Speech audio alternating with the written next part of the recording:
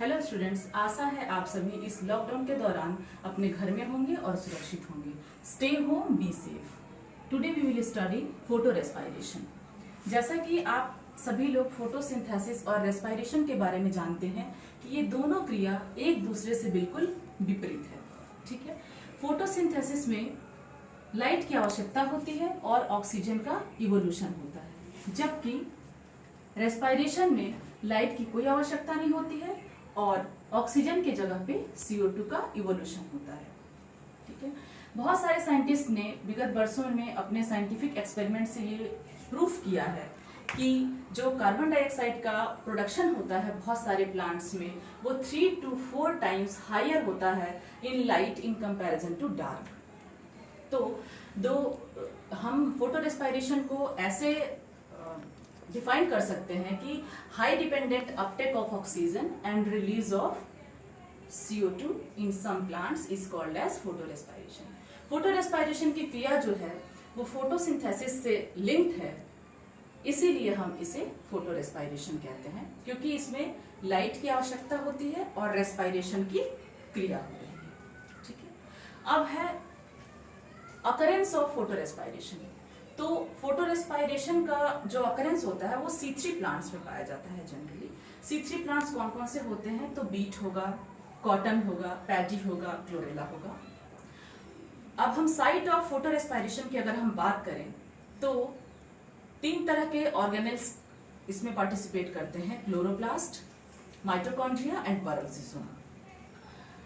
अब हम जब नॉर्मल रेस्पायरेशन और फोटो रेस्पायरेशन को कंपैरिजन करें तो हम ये देखते हैं कि जो नॉर्मल रेस्पायरेशन की क्रिया होती है उसमें जो रेस्पायरेटरी सबस्ट्रेट होता है वो ग्लूकोज होता है, जबकि फोटो रेस्पायरेशन में जो रेस्पायरेटरी सबस्ट्रेट होता है वो क्या होता है? ग्लाइकोलिक एसिड होता है, जो कि 2 कार्बन कंपाउंड है। तो इस तरह से ये 2 कार्बन कंपाउंड होने के कारण इसे C2 साइकिल भी कहते हैं। अब हम एक एंजाइम होता है रुबिस्को। उस रुबिस्को एंजाइम की डुअल प्रॉपर्टी होती है, कार्बोक्सिलेशन और दूसरा होता है ऑक्सीजनेशन। यानी ये एफिनिटी शो करता है CO2 से भी और ऑक्सीजन से भी। जब कंसेंट्रेशन CO2 की ज्यादा होगी इन कंपैरिजन टू ऑक्सीजन तो रुबिस्को जो है वो कार्बोक्सिलेशन एक्टिविटी शो करेगा और नॉर्मल फोटोसिंथेसिस की क्रिया होगी और उसमें क्या बनेगा? PGA बनेगा।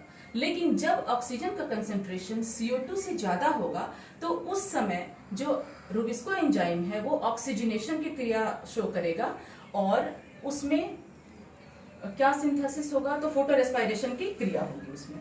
ठीक है, अब आइए हम इसके मैकेनिज्म को डिस्कस करते हैं। ठीक है, फोटो रेस्पायरेशन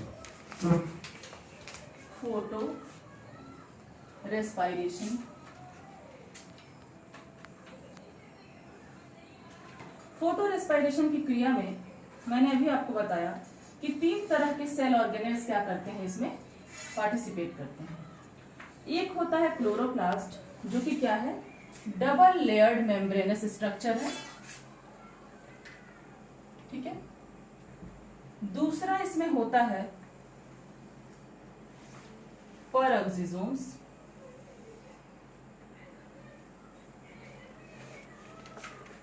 ठीक है, और तीसरा इसमें होता है तो माइटोकॉन्ड्रिया। ठीक है,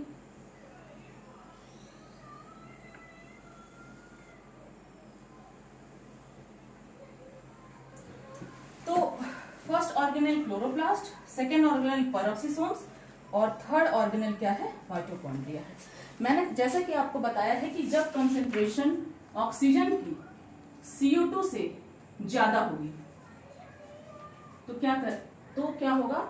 उस समय फोटो रेस्पायरेशन की क्रिया होगी। जब ऑक्सीजन कंसेंट्रेशन ज्यादा होगा और वो क्लोरोप्लास्ट में एंटर करेगा तो वहां पे RUBP, राइबोलोज बाइफॉस्फेट सबस्ट्रेट है, जो कि 5 कार्बन कंपाउंड है। क्या करेगा यहाँ पे? रुबिस्को एंजाइम जो है, रुबिस्को ये क्या करेगा? ऑक्सीजनेशन की क्रिया करेगा और इसमें 2 प्रोडक्ट बनेंगे। एक बनेगा फॉस्फोग्लाइकोलेट और दूसरा बनेगा पीजीए। पीजीए क्या है? ये 3 कार्बन कंपाउंड है और फॉस्फोग्लाइकोलेट क्या है? ये 2 कार्बन कंपाउंड है। जिस तरह से बंटवारा हो गया ना, यहाँ 5 कार्बन कंपाउंड था तो 3 कार्बन कंपाउंड पीजीए बन गया और 2 कार्बन कंपाउंड फॉस्फोग्लाइकोलेट बन गया। अब ये देखते हैं कि यहाँ पे 2 मॉलिक्यूल पार्टिसिपेट करता है, तो ये पीजीए का भी 2 मोल बनेगा और ये पी ग्लाइकोलेट का भी 2 मोल बनेगा। अब क्या होता है इसमें, ये पी ग्लाइकोलेट चेंज होता है ग्लाइकोलेट में यहाँ पर, और इसके भी 2 मोल बनेंगे।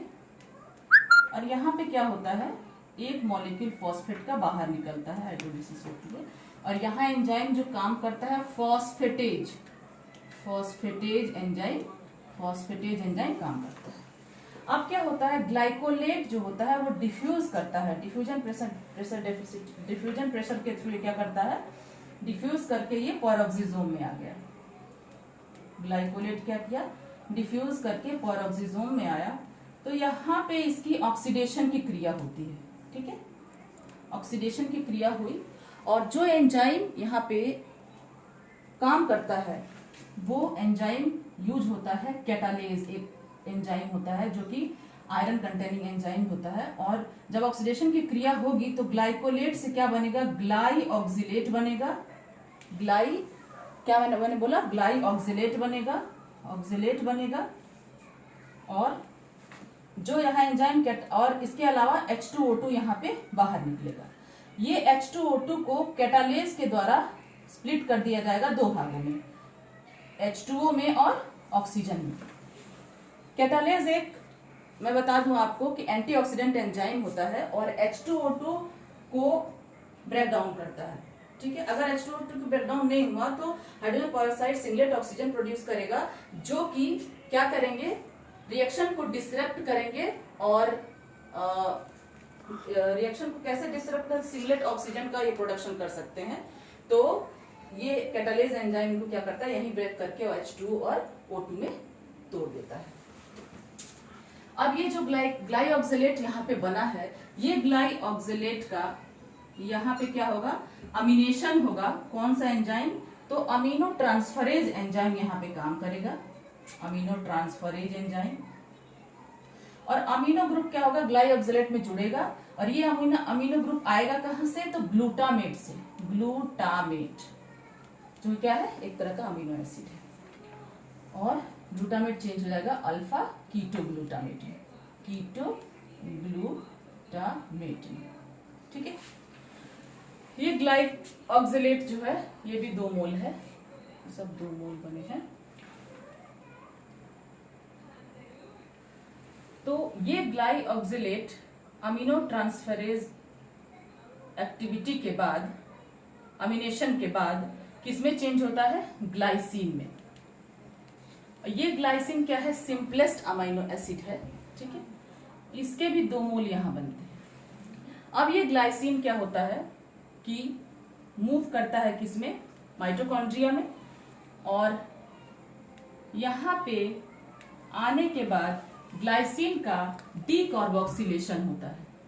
ठीक है, डीकार्बोक्सिलेशन होने के बाद इसमें क्या होता है, CO2 बाहर निकलता है और ऑक्सीडेटिव प्रोसेस एक तरीके से, और यहाँ पे NAD चेंज होता है NADH+H+।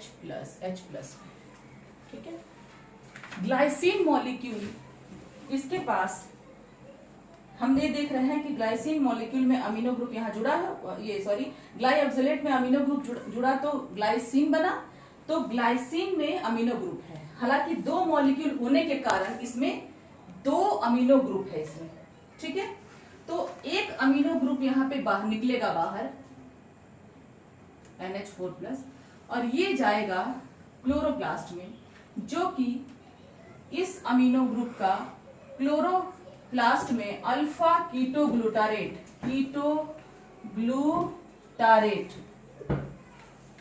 एक्सेप्ट करेगा और बनाएगा अल्फा कीटोग्लूटामेट है, अल्फा कीटोग्लूटामेट है, और ये बनाएगा क्या, ग्लूटामेट। ठीक है, हम ये देख रहे हैं कि ग्लाइसिन, माइटोकॉन्ड्रिया में ग्लाइसिन चेंज होता है किसमें, सेरीन में। और ये सेरीन क्या है, 3 कार्बन कंपाउंड है। एक यहाँ पे बहुत इंपॉर्टेंट ध्यान देने योग्य बात है कि 2 मॉलिक्यूल ग्लाइसिन से 1 मॉलिक्यूल सेरीन का बनता है इसमें, ठीक है। क्योंकि ग्लाइसिन जो है वो 2 कार्बन कंपाउंड है, लेकिन 2 मॉलिक्यूल होने के कारण इसमें क्या है, 4 कार्बन कंपाउंड है। तो 4 से 3 कार्बन कंपाउंड को यहाँ पे क्या किया गया, सेरीन के रूप में रिकवर कर लिया गया और 1 कार्बन CO2 के रूप में लॉस होता है। तो इस तरीके से हम देख सकते हैं कि फोटो रेस्पायरेशन की क्रिया क्या है, एस्केवेंजिंग प्रोसेस भी है, क्योंकि इसमें 3 कार्बन कंपाउंड को रिकवर कर लिया गया जा रहा है और 1 कार्बन कंपाउंड का ही लॉस हो रहा है, यानी 75% कार्बन का रिकवर हो जा रहा है और 25% कार्बन क्या हो रहा है, इसमें लॉस हो रहा है। तो अब हम देखते हैं कि जब सेरीन यहाँ माइटोकॉन्ड्रिया में बन गया तो ये सेरीन मूव करेगा पर ऑक्सीजोम में, सेरीन मूव करेगा पर ऑक्सीजोम में, और इस सेरीन का क्या होगा, डीअमीनेशन होगा। डीअमीनेशन होगा तो यहाँ पे अमोनिया ग्रुप बाहर निकलेगा और ये अमोनिया कीटोग्लूटारेट के द्वारा ट्रैप किया जाएगा और ग्लूटामेट बनाएगा, ठीक है। और यहाँ पे जो एंजाइम यूज होगा वो होगा अमीनो ट्रांसफरेज।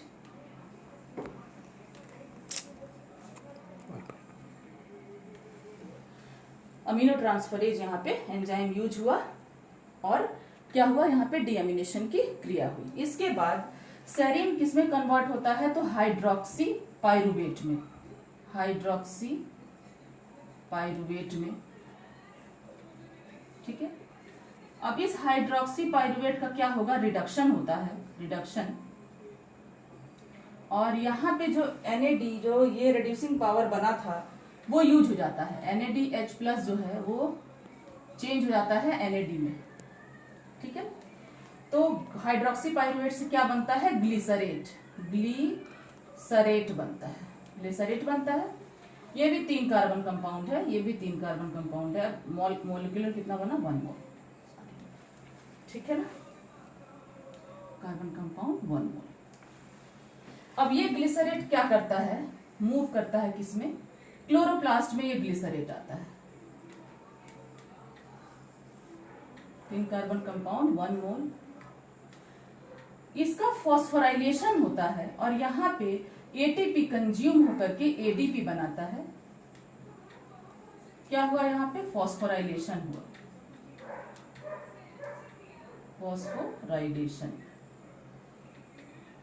और क्या बन गया यहाँ पे, फॉस्फोग्लिसरिक एसिड, PGA बना, 3 कार्बन कंपाउंड। अब ये PGA कहाँ पे जाएंगे, C3 साइकिल में जाएंगे, केल्विन साइकिल में जो नॉर्मल होती है।